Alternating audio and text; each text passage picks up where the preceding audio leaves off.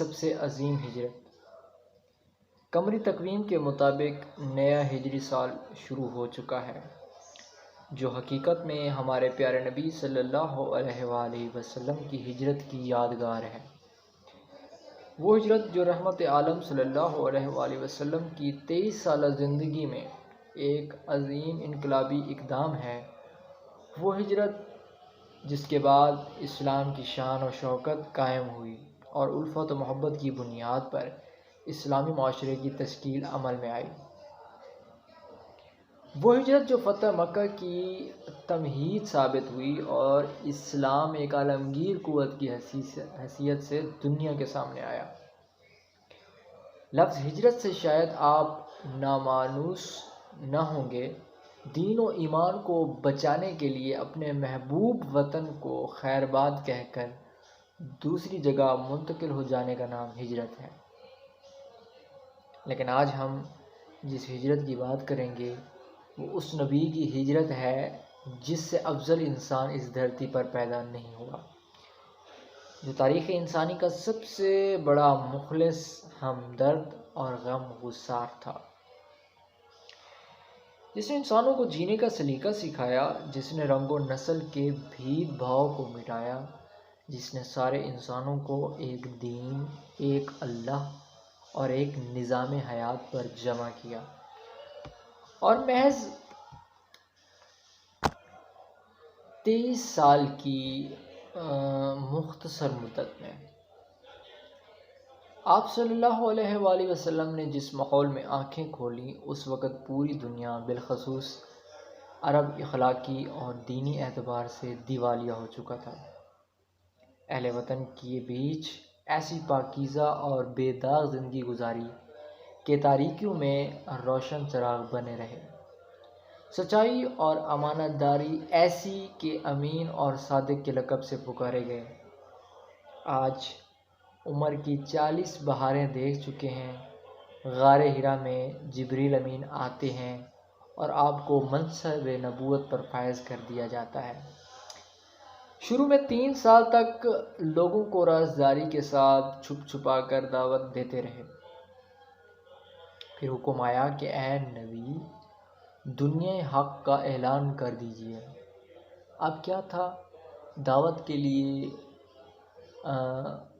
کمر کس لیتے ہیں۔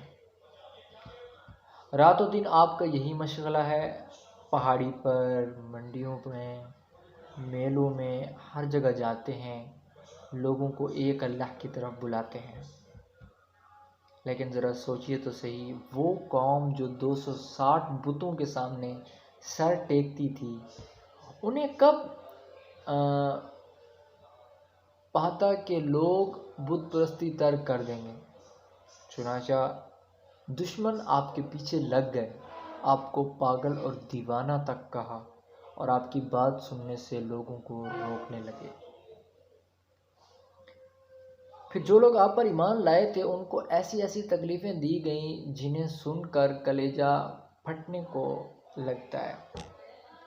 چلچلاتی دھوپ میں لٹا کر چھاتی پر بھاری پتھر رکھ دیا جاتا ہے، لوہے کو آگ پر گرم کر کے اس سے داغا جاتا، دہکتے کوئلے پر لٹا کر ان کی چھاتی پر پاؤں رکھ دیتے کہ کروٹ نہ بدلنے پائے، کسی کو لوہے کی زرہ پہنا کر گلے میں باندھ دیتے اور لفنگوں کے حوالے کر دیتے جو انہیں گلیوں میں گھسیٹتے پھرتے تھے۔ کتنے ہی اس عذاب کی تاب نہ لا کر شہید ہو گئے اور کتنوں کی آنکھیں ضائع ہو گئیں، لیکن کیا مجال کہ کسی ایک نے بھی کلمہ کفر زبان پر لایا ہو۔ جب پانی سر سے اونچا ہو گیا تو آپ صلی اللہ علیہ وآلہ وسلم کی زندگی سے صحابہ کرام کی ایک جماعت ملک حبش کی طرف ہجرت کر گئی، جہاں کا بادشاہ نیک دل تھا۔ البتہ آپ کام میں مسلسل لگے رہے۔ مشرکین نے جب دیکھا کہ جناب محمد صلی اللہ علیہ وآلہ وسلم اپنے کام سے رکنے والے نہیں ہیں، تو نبوت کے 7ویں سال آپ کا سماجی بائیکاٹ کر دیا۔ 3 سال تک ابو طالب کی گھاٹی میں محصور رہے، جہاں بھوک کی شدت سے پتوں اور درختوں کی چھال تک چبانے کی نوبت آ گئی۔ بعثت کے 10ویں سال قریش اور ڈھیٹ ہو گئے، کیونکہ آپ کے چچا ابو طالب جو آپ کے لیے ڈھال کی حیثیت رکھتے تھے دنیا سے جا چکے تھے۔ کوئی راستے میں کانٹے بچھا رہا ہے تو کوئی دروازہ پر گندگیاں پھینک رہا ہے، کوئی بدتمیزی سے سر پر مٹی ڈال رہا ہے تو کوئی گلے میں چادر لپیٹ کر اس قدر اینٹتا ہے کہ آپ کا دم گھٹنے لگتا ہے۔ جب مکہ کی گلیاں اجنبی ہو گئیں تو آپ نے طائف کا رخ کیا کہ شاید اہل طائف اسلام کو اپنا لیں، لیکن وہاں کی زمین اور سخت ثابت ہوئی۔ وہاں کے لوگوں نے آپ کے ساتھ بدسلوکی ہی نہیں کی، اپنے اوباشوں کو آپ کے پیچھے لگا دیا، جنہوں نے پتھر سے مار کر آپ کو لہو لہان کر دیا۔ جب زخموں سے چور ہو کر بیٹھ جاتے تو یہ درندہ صفت انسان بازو تھام کر آپ کو اٹھاتے، پھر پتھر برسانا شروع کر دیتے۔ مخالفتوں کے اسی طوفان میں نبوت کے 11ویں سال گزر جاتے ہیں۔ پھر جب ہر جگہ مخالفت ہونے لگی تو آپ کی توجہ ان قافلوں کی طرف مرکوز ہو گئی جو مکہ میں حج کے لیے یا تجارتی لین دین کے لیے آیا کرتے تھے۔ آپ رازداری کے ساتھ ان سے ملتے اور ان لوگوں کے سامنے اسلام کا پیغام پیش کرتے تھے۔ اس دوران یثرب یعنی مدینہ کے 6 لوگوں نے اسلام قبول کر لیا۔ 1 سال بعد موسم حج میں 12 آدمی آئے اور انہوں نے رسول اکرم صلی اللہ علیہ وآلہ وسلم کے ہاتھ پر اسلام کی بیعت کی۔ پھر دوسرے سال موسم حج میں 73 مرد اور 2 عورتیں آئیں۔ ان لوگوں نے آپ کے ہاتھ پر بیعت کرنے کے ساتھ ساتھ آپ کو مدینہ آنے کی دعوت بھی دی۔ جب یثرب لوٹنے لگے تو آپ نے ان کے ہمراہ حضرت مصعب بن عمیر رضی اللہ تعالیٰ عنہ کو بحیثیت داعی روانہ کر دیا۔ چنانچہ آپ کی کوشش سے وہاں مسلمان اچھی خاصی تعداد میں ہو گئے۔ اس طرح صحابہ کو ایک پناہ گاہ مل چکی تھی۔ انہیں دین کی حفاظت مطلوب تھی۔ چنانچہ صحابہ کرام نے چپکے مکہ مکرمہ سے مدینہ منورہ کی طرف ہجرت کرنے لگے۔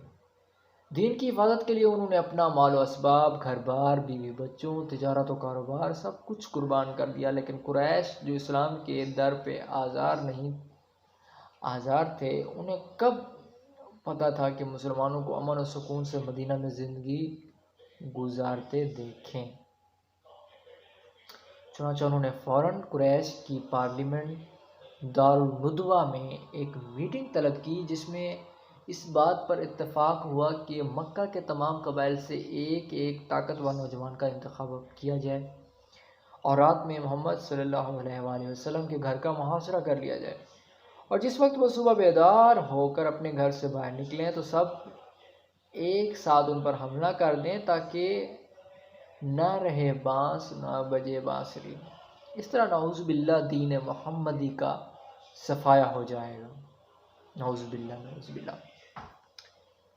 چنانچہ پلان کے مطابق آج کی رات آپ کے گھر کی گھیرا بندی ہو چکی تھی۔ ادھر اللہ تعالیٰ نے وحی کے ذریعے اپنے حبیب کو کافروں کے منصوبے کی اطلاع دی تھی۔